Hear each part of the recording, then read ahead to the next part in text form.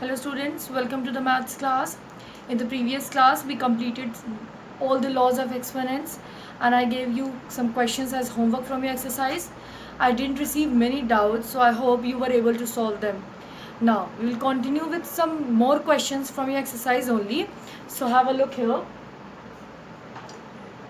Question number 2 part 1 says write 9 into 9 into 9 into 9 in exponential form taking base 3.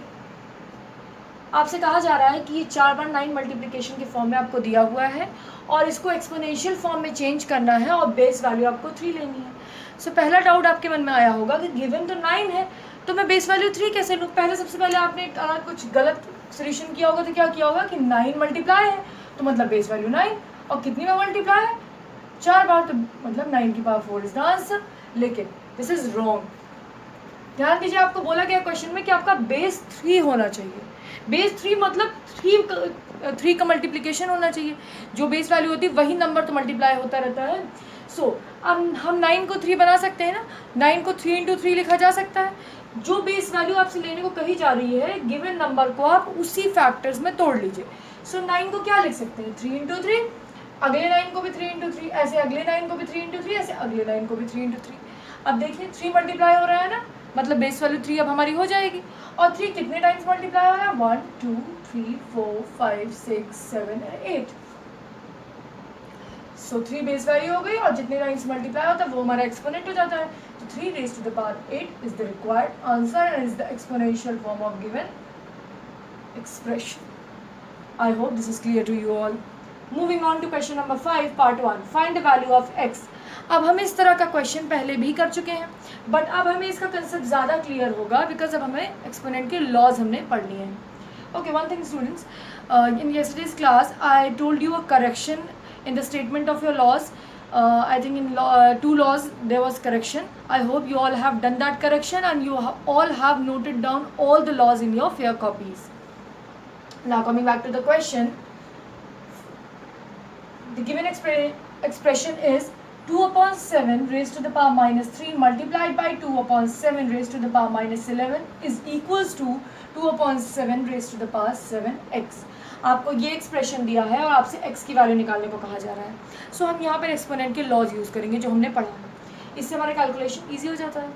देखिए एक law आपने पढ़ा है कि जहाँ पर बेसिस सेम होते हैं और पास डिफरेंट होती हैं वहाँ पर और मल्टीप्लाई होते हैं वो दोनों टर्म्स तो क्या होता है.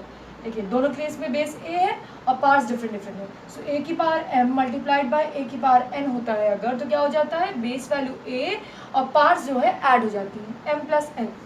Same is the case with this question. ये लॉ हम यहाँ पे अप्लाई करेंगे. यहाँ पर देखिए दोनों बेस वैल्यू सेम है, दोनों 2/7 है. अभी हम RHS को टच नहीं करेंगे, उसको एज इट इज कॉपी करते रहेंगे. ठीक.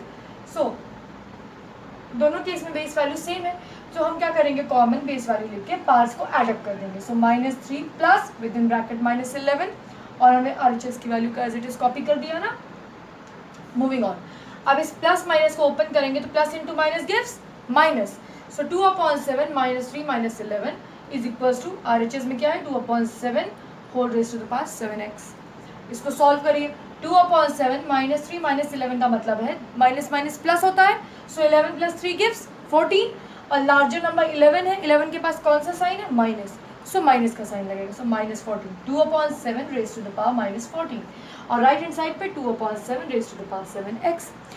नाउ सी अब हम क्या करते हैं दोनों साइड कंपैरिजन करते हैं, तुलना करते हैं दोनों साइड.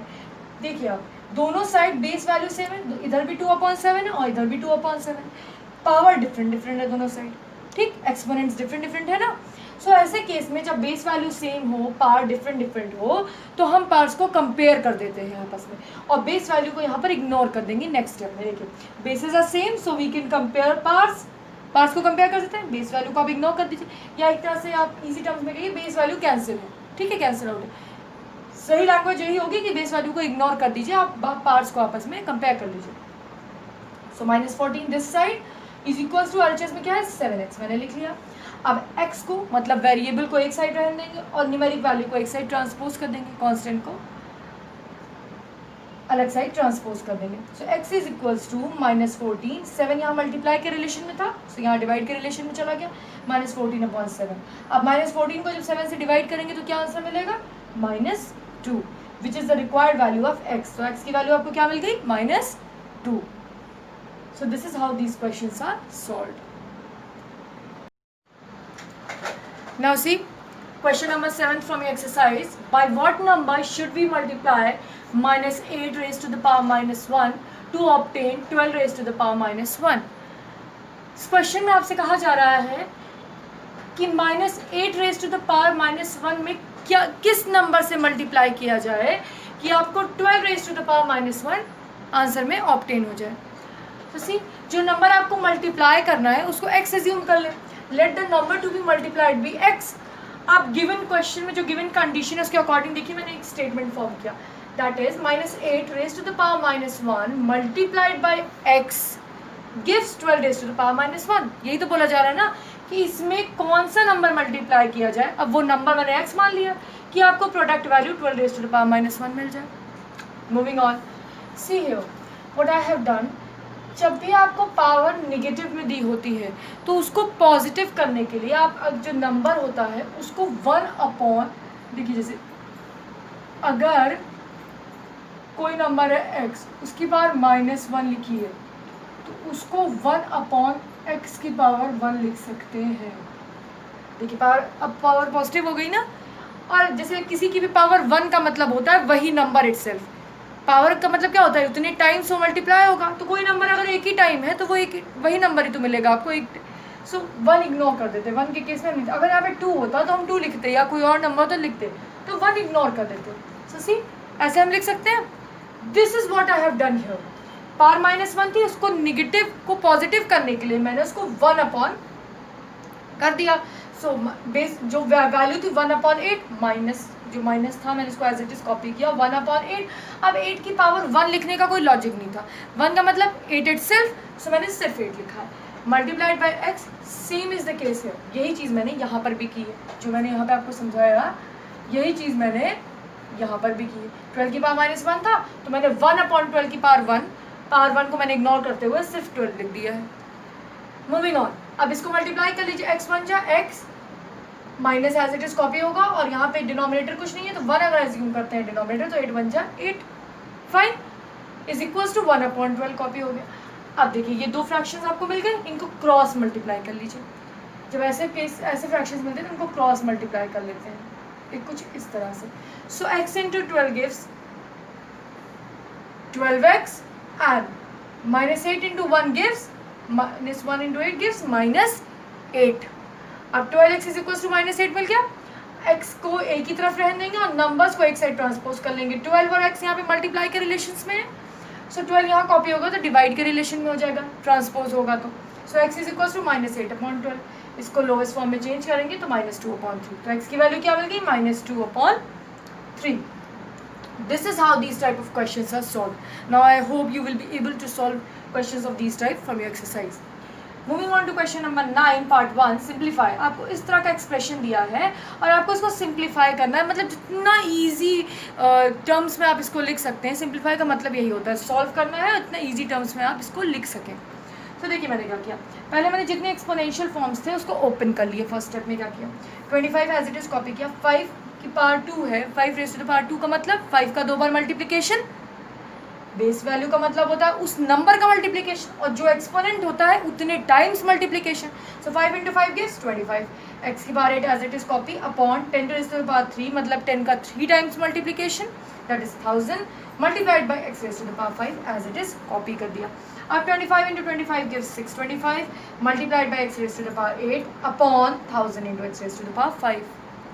मूविंग ऑन, आप देखो पहले मैंने न्यूमेरिक वैल्यूज़ को सॉल्व कर लिया. इसको जब कैंसिल करेंगे तो आपको 5/8 मिलेगा. मैंने लिख लिया. Multiplied by x raise to the power 8 ऊपर है और x raise to the power 5 नीचे. Now if you recall your laws, आपको एक लॉ बताया गया था, आपको एक लॉ समझाया था मैंने which says a raise to the power m divided by a raise to the power n अगर हो तो वो a raise to the power m minus n हो जाता है. मतलब अगर बेस वैल्यू सेम हो, पार्ट्स डिफरेंट हो और डिवाइड हो रहा हो तो क्या होता है, हम कॉमन बेस वैल्यू लेके के पार्ट्स को आपस में माइनस कर देते हैं. अब देखिए x के केस में कुछ ऐसा ही हो रहा है. दोनों न्यूमरेटर डिनोमिनेटर दोनों में बेस वैल्यू सेम है, दोनों में x है बेस वैल्यू और पार्ट्स डिफरेंट है. सो इसको हम पार कॉमन बेस वैल्यू मतलब x लेके पार्ट्स को माइनस कर सकते हैं. मैंने वही किया. 5/8 एज इट इज कॉपी किया. अपॉन का मतलब होता है डिवीजन ना. सो ये वाला लॉ यूज करेंगे. सो कॉमन बेस x लिया और पावर्स को आपस में माइनस कर दिया. सो 8 - 5 गिव्स x के बाद 3. सो फाइनल आंसर जो मिल गया वो 5/8 x के बाद 3. This is the answer of this is the simplified form of this given expression. Now I hope with the end of this question you will be able to solve all the questions from your exercise 6.2. Go through all the questions from this exercise, go through all the laws one more time, go through all the examples concerned with this, and in case you are having any doubt, do solve it, do ask that and clear your doubts. That's all for today. Thank you.